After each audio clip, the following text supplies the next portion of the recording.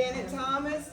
I'm your moderator for this session, which is called Beyond Criticism, Nurturing Self-Confident Compassion for Mental and Physical Well-Being, presented by Rosetta Delancey. Yes. Thank you. At the end of the session, you all know you can receive your confirmation code. One for the social worker, won't be giving it to the end. No one else needs to know the social work code, and you turn your registration form to Ms. Dr. Redlip at the registration desk. The session evaluation form will be given at the end of the session. A presentation must be returned to the seating table in your folder at the end of the conference. But I think they brought y'all folders to you. Yes. Everyone have folders? Okay, please turn them in. And those that have come any time after 10 minutes past the check-in will not get any credit. Okay. I have today the pleasure to introduce Ms. Rosetta Delancey.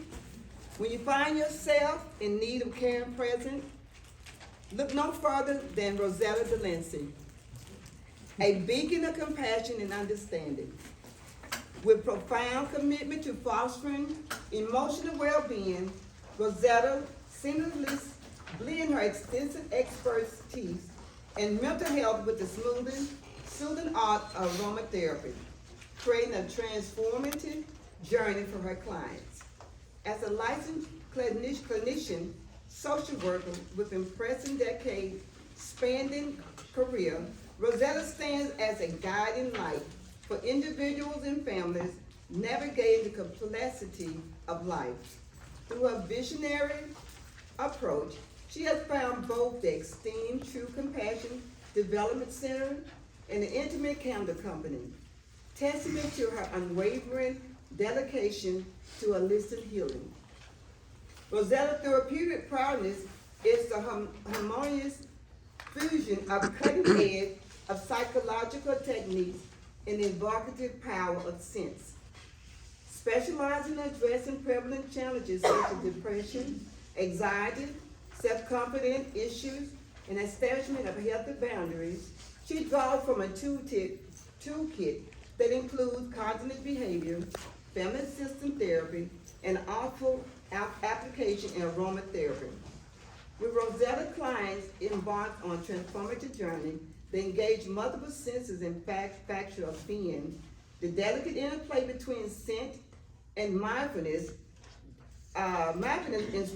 involves individual in a cocoon of tranquility, guiding them towards more profound connection with their emotion and inner self. Through Rosetta's skillful guidance, the therapeutic process becomes an immersive experience where personal growth and self-discovery intertwine in a symphony of healing. Ms. Rosetta Delancey's profound impact on the lives she touches is a testament to her guiding, genuine empathy, professional, and holistic approach. When seeking a compassion therapy who is effortless, marries mental health expertise with the therapeutic allure, aroma, Rosetta stands as an unwavering pillar of support, illuminating the path to a more enriched and fulfilled experience. Please welcome me with Dr. Miss Rosetta Delancey.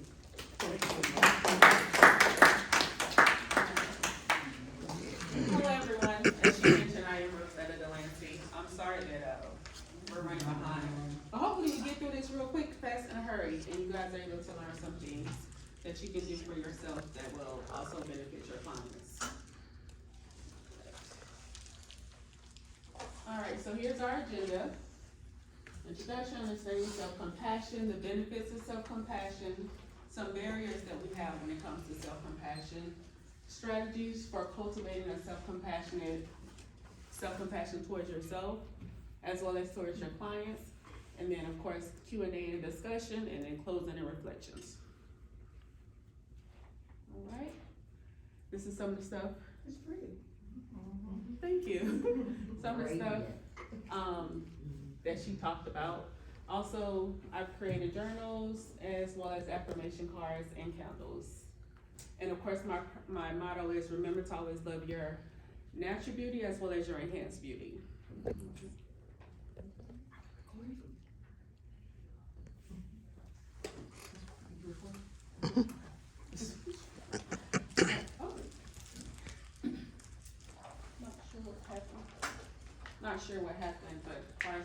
introduction.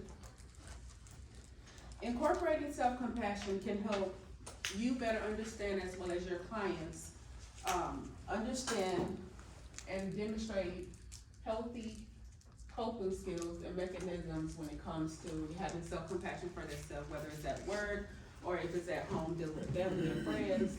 You know, they're learning to be able to put themselves first. It also helps them to accept themselves but be resilient when it comes to dealing with being emotionally unstable. Can someone read this for me? Be kind to yourself. Remember that self-compassion is key to emotional well-being. How many people can agree with that? Okay. So self-compassion is also an attitude that involves oneself being warm, understanding, especially in difficult times.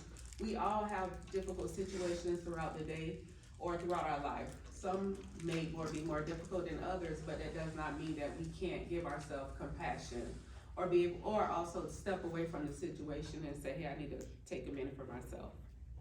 Do any of y'all do that? Okay. So according to Dr. Kristen Neff, there are 3 components of self-compassion. The first one being self-kindness, second one being common humanity, as well as the third one meaning being mindfulness. Okay, I need about 3 people to answer this for me. How important do you believe self-compassion is in promoting mental and physical well-being for both clinicians and clients? The most important. Okay, anybody else? Well, if you don't have self-compassion, you certainly can't have it for your clients. Yeah, true. That is so true. Understanding self-compassion. So I need someone to identify from the first 3 bullets, which one is considered to be self-kindness? Self-compassion, I'm sorry.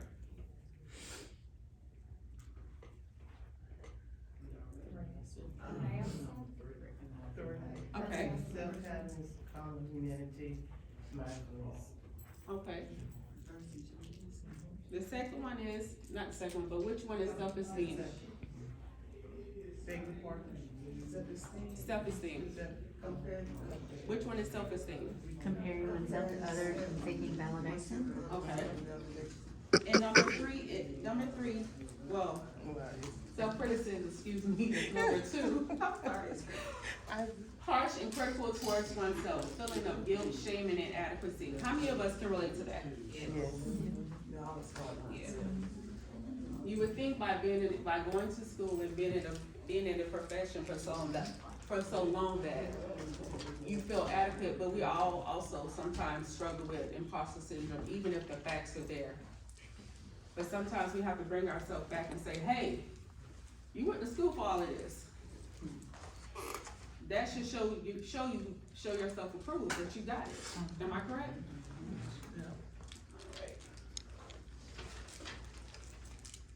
And some of the components of self-compassion, as I mentioned earlier, were self-kindness, common humanity, and mindfulness. So self-compassion provides greater emotional resilience, stability, less intensive self-evaluation, self-enhancements, whereas self-esteem is more about building one's self-confidence while seeking validation. Self-criticism focuses on everything else that you do wrong or your shortcomings. Remember that we're human, so with us being human, that means that we're gonna make a mistake. Do anybody struggle with perfectionism? I do too. I ain't gonna lie, I do too, but we have to remind ourselves that we're human first and foremost, because if we don't, then we're gonna burn ourselves out. I struggle with number 1. Really? Why do you think you struggle with that? I don't know, I've just always thought that, because, I lost my husband 5 years ago. And so, I feel shameful because 5 years ago, see, in '08, I got my BS degree. And 5 years ago, before he passed away, we had talked about getting my graduate degree. And I'm just now getting to where I'm able to get it. But with people walking away from me, I feel like that people are judging me because I'm different now than I used to be. So I'm always comparing myself to other people. You know, you got your husband, you got this, you got that. And so I'm always trying to think that people got it better than me now because I don't have what I used to have. Can I say something? So I want you to remember that we all have our own journey to go on. So sometimes that journey looks like, okay, in the first half of my life, I get married, I have kids, have this beautiful relationship, and then that comes to an end. But in the midst of that journey, you never stop to think about, okay, I'm gonna go to school. So now that you have that opportunity, you're doing that. But remember, just because something looks good on the outside does not mean that it's good on the inside. Just because somebody have what appears to be a white picket fence does not mean that that's what it is. So you have to remember to run your own race, go at your own pace. And I had to learn it too, because I was like, oh, they got this, they got that. But at the same time, they're jealous of my freedom to pick up and go and don't have to ask nobody or answer to anybody. So you have to remember to just go on your own pace. But I pat myself back up, pat myself on the back because I took the time to heal myself because I knew that I wouldn't be good for anyone else if I wasn't good for me. So I knew that if I went back and got my graduate degree, I wouldn't do the best I could do if I didn't do for me first. So 5 years later, I'm just now getting to where I have the mentality and the mind to get back into it. Okay. You said something good that I like, that I'm a big advocate about. You said that you pat your own self on the back. Who's supposed to be your biggest cheerleader? Me. So, how do you do that besides patting yourself on the back?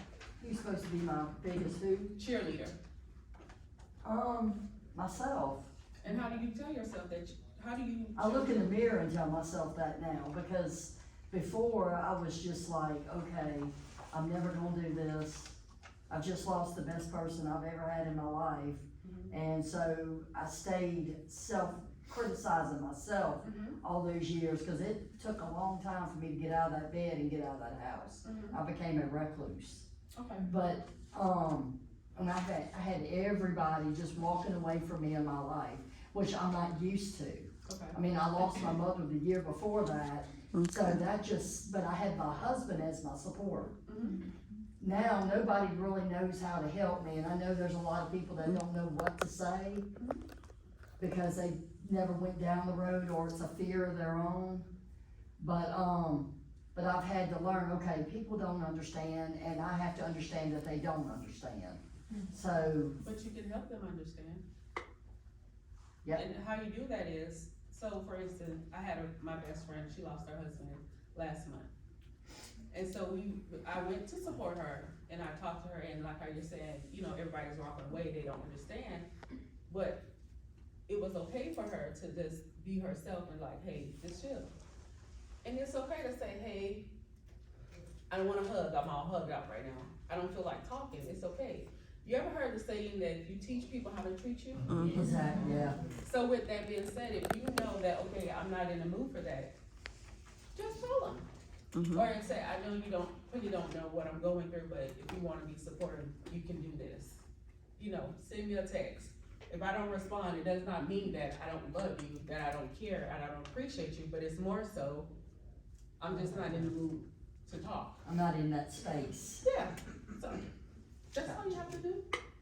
Don't overthink it, just go with the flow. And at this moment, you just gotta protect yourself.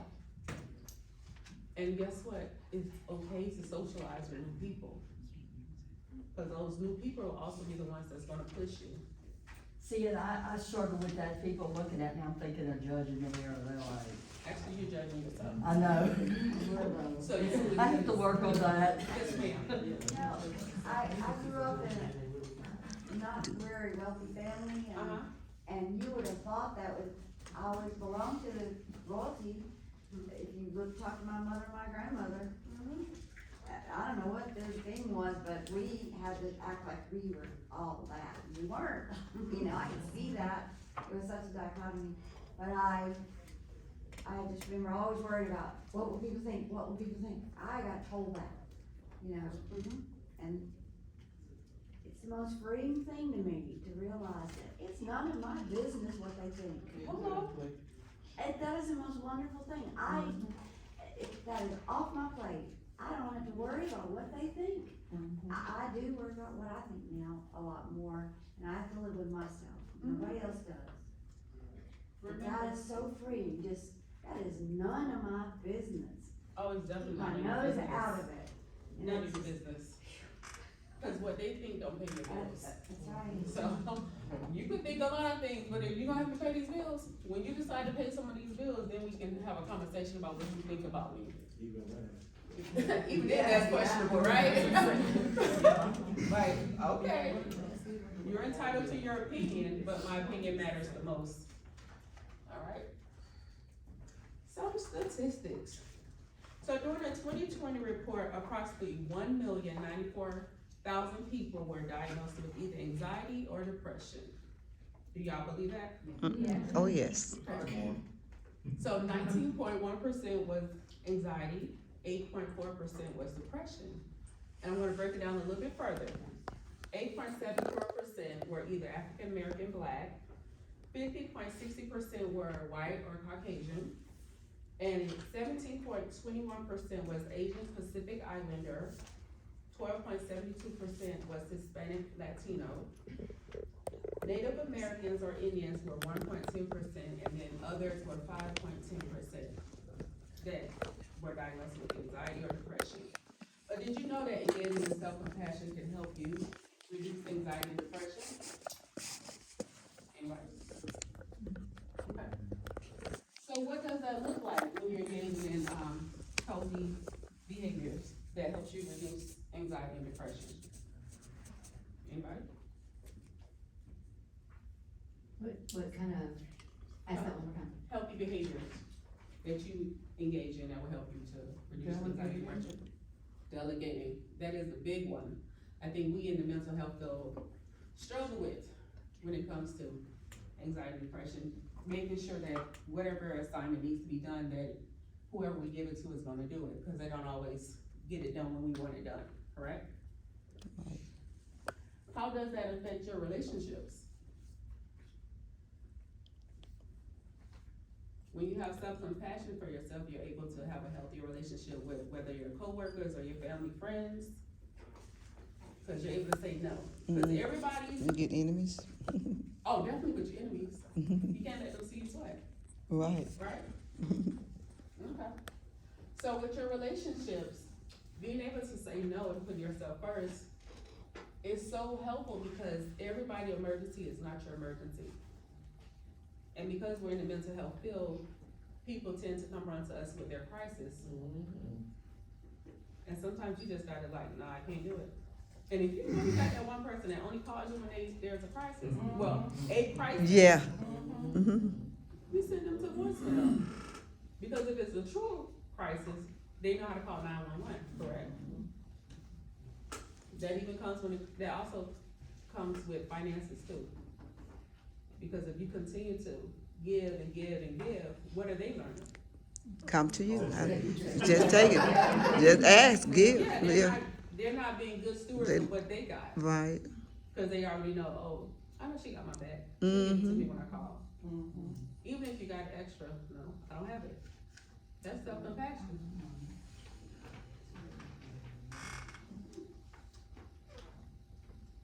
All right.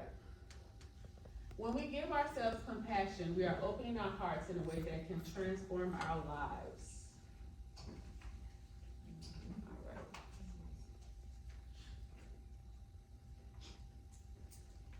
Okay. In what ways do you currently nurture self-compassion in your personal life? And how do you think this impacts your clinical practice? Anybody?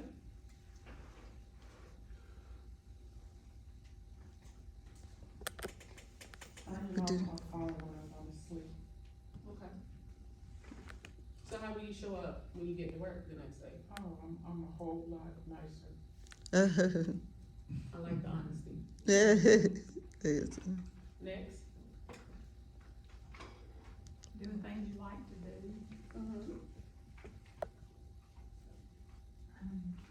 One of the things that I do too, I mean, I don't know if this is self-compassion or what, but I do a daily meditation every morning, Oh, yeah.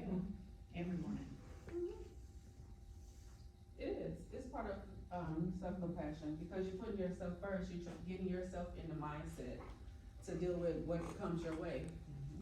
You're checking in with yourself, you're building that spirit man up, if that makes sense.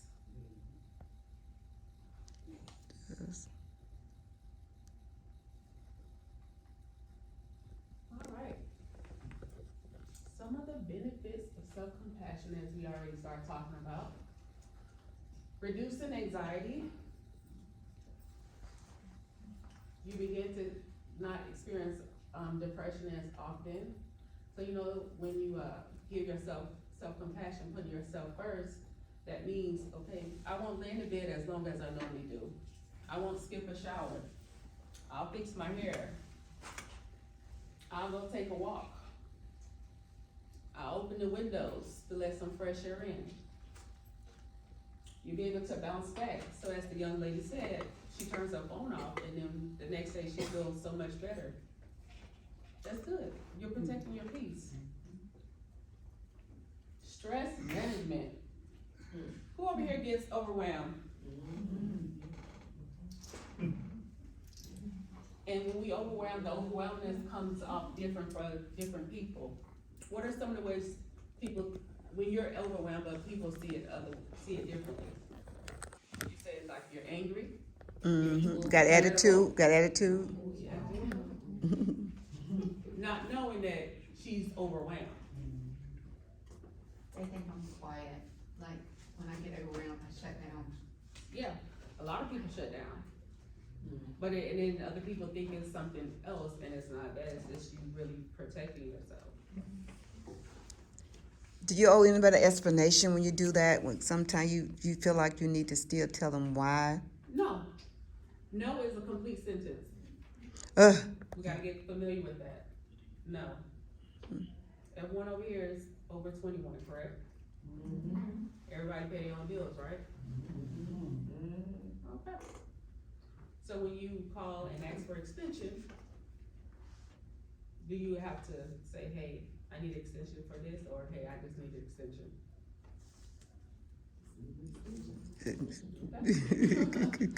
Who's gonna check you?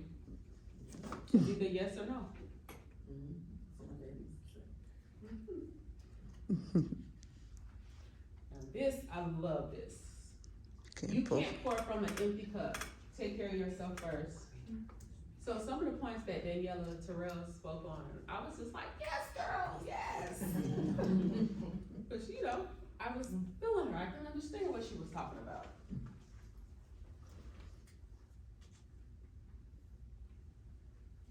Self-compassion is inversely related to levels of perfectionism, as individuals who are more self-compassionate are less likely to strive for unrealistic standards. So, when we have clients who want Ritz-Carlton, but they have a budget of Motel 6. Yeah. So how do we bring them back down to reality? Anybody? Honesty. Okay. Yes. Anybody else? Talk about some facts. Yes. Facts over feelings, right? Meaning, I know you feel like this is what you deserve, but according to your bank Income. statements and the hours that you work, you cannot get there yet. Unless you do some changing, right? Right.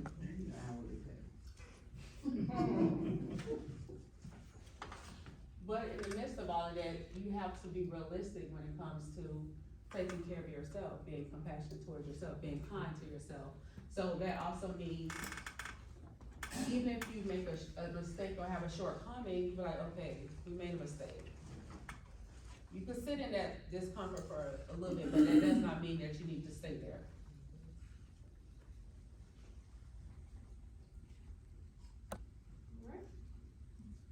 many of these can you relate to?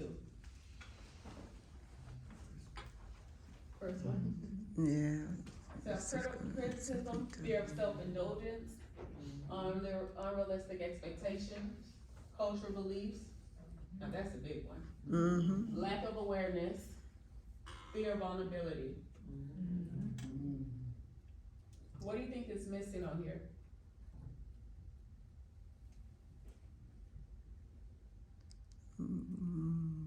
Self-care?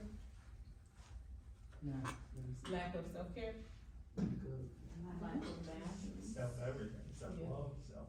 definitely lack of boundaries. I say the barrier is us, cause sometimes we don't see or realize what we need for ourselves. Yeah. Good, that's a good point. We can't see the good things because we're in our own way. What about selfish? When I first started learning about all this, I thought I was being selfish. And I shouldn't do that. But you're supposed to be selfless about you.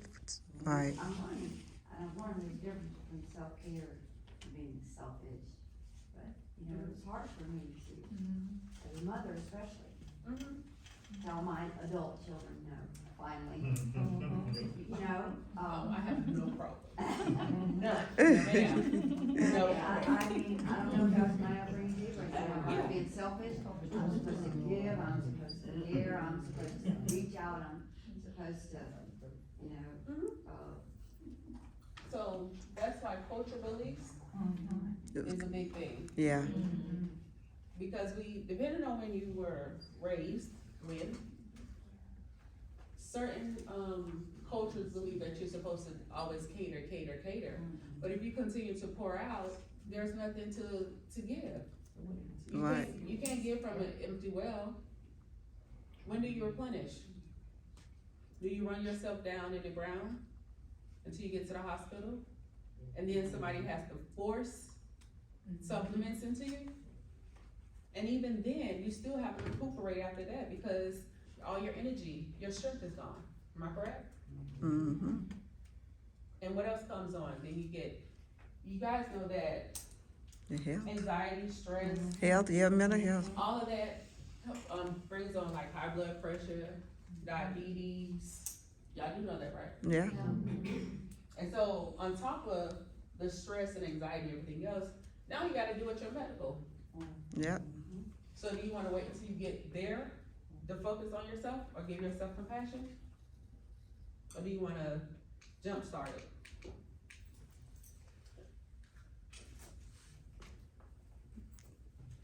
Okay. Right. So cultivating self-compassion. Practicing self-compassion, developing self-awareness. Oh, I'm sorry. So some of the ways of practicing or cultivating self-compassion looks like taking a self-compassionate break, meaning like take 5-10 minutes, especially if you're at work, just to reset, regroup. Write a self-compassion letter, mindfulness, self-compassion, meditation, which you talked about meditation earlier. Body scanning meditation. Do anybody know what that is? You go from head to toe, and you're mindful of how each part of your body feels going all the way down. So like you're checking in with yourself. Mm-hmm. Okay. What about self-compassion affirmations? Anybody know what that is? Yeah. Okay. So that looks like, I deserve forgiveness. I am a beautiful being. I am worthy. So the cards that you guys got, I hope y'all got pens.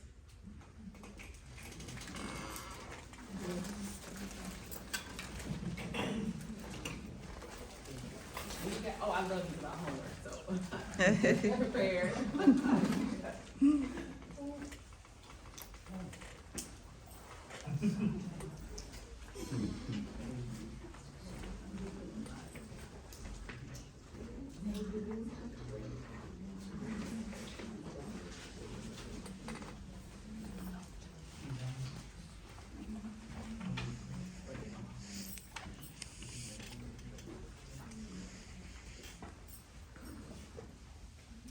Everybody got a card? All right. So what I want you guys to do is, I want you to write a self-compassionate letter to yourself. But don't put your name on it. I want you to tell yourself what you need to be compassionate about when it comes to you. Dear blank, and then give y'all a few minutes.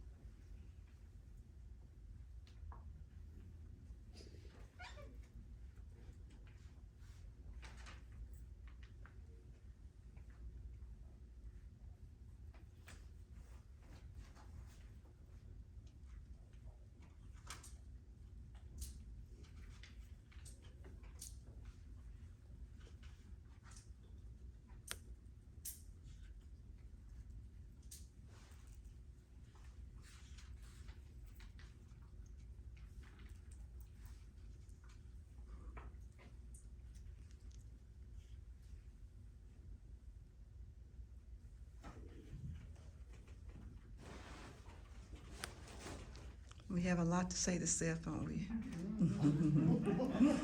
Yes. So we've been struggling with self-compassion, I think. Self. I'm telling self we gotta do better. I don't conclude self, we gotta do better. Are we almost finished?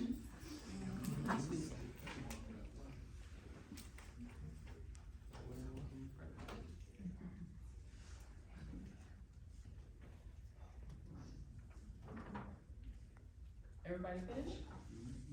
Or majority, I should say. All right.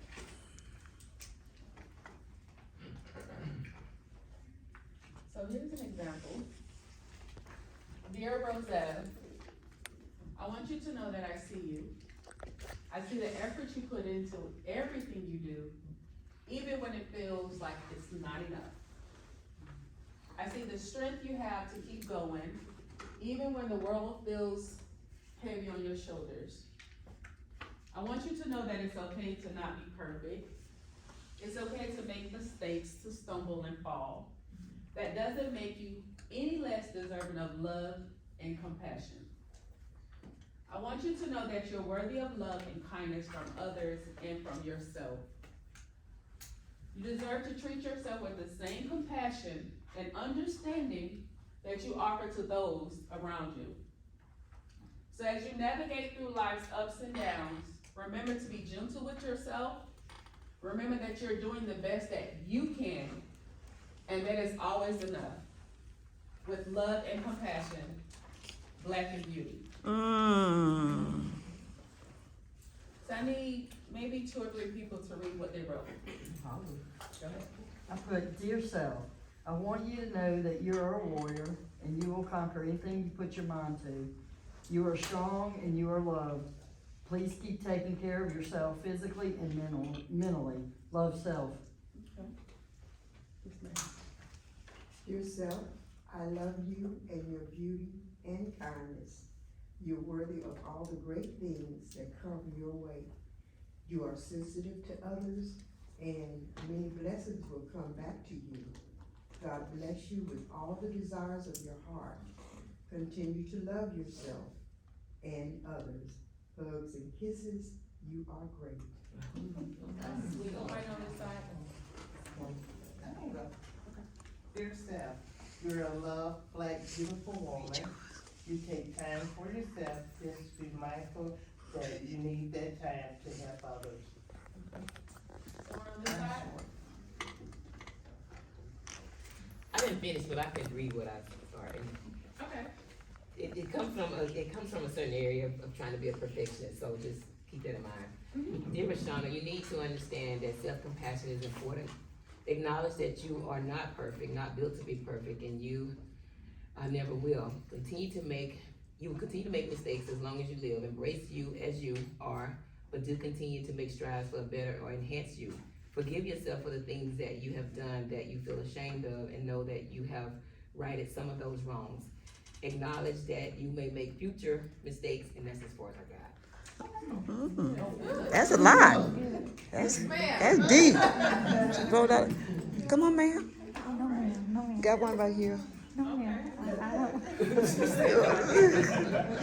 Talk to yourself. Can we get a young man? Sure. I don't know if I did the assignment right though. But hey, give yourself time to heal from the divorce and move across country. You're still making steps towards getting it back. It's okay to make new friends even though the old ones abandoned you when the money was gone. You're worth it, you're important, don't give up, but be realistic. All right. Oh, that was deep. You did that. What? Whoa, turn. Tell him, turn around. You were being honest with yourself. Touch him. Go get your camera. All right. Awesome, yeah. You were honest. Yes, very honest. And you recognize some failures that was not on your part. And if your friends abandoned you, that's their loss. Right? Absolutely. So what happens is, You got me, Mark. so you rebuild it. You're forcing yourself to grow.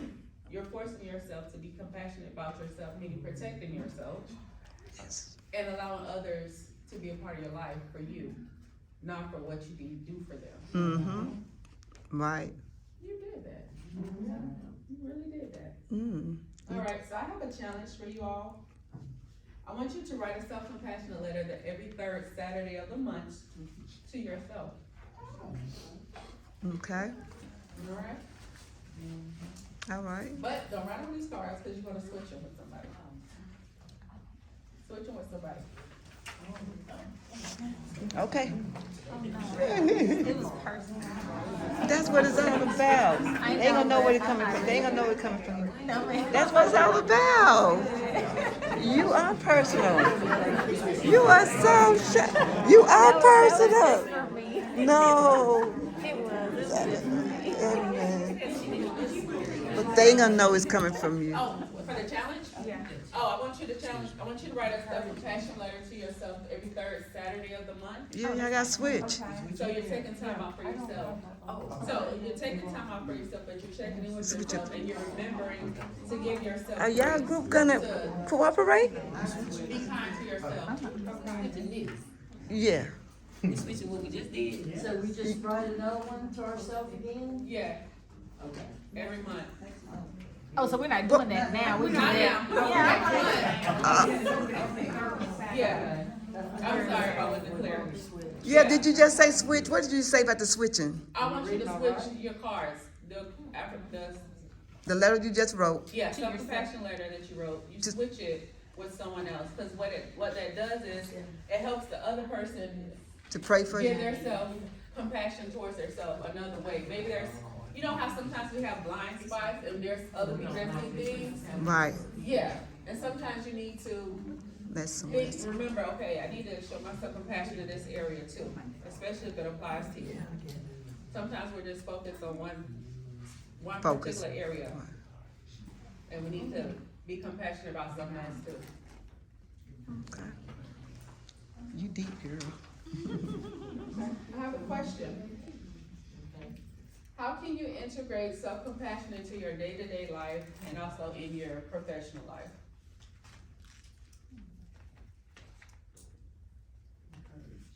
Encourage others. Okay. Affirmations. Affirmation. What about modeling it? Absolutely. Yes. Having boundaries. And sticking to those boundaries. Remember I said you gotta teach people how to treat you? Mm-hmm. Yeah. So, hey, I can't do that. It's okay to say no.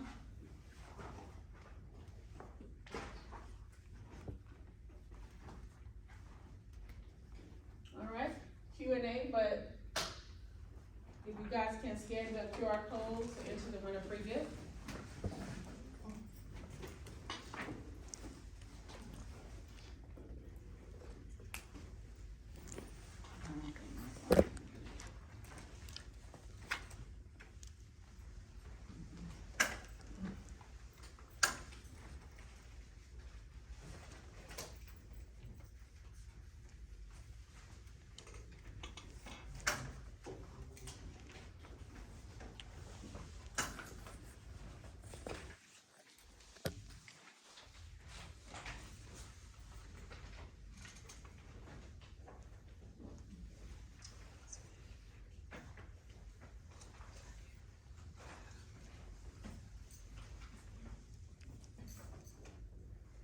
Everybody got the code?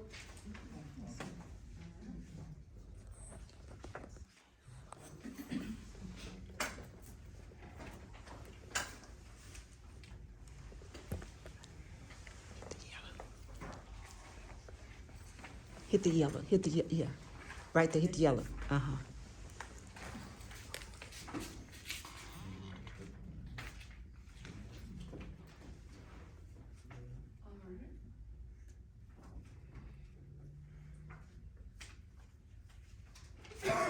Anyone have questions?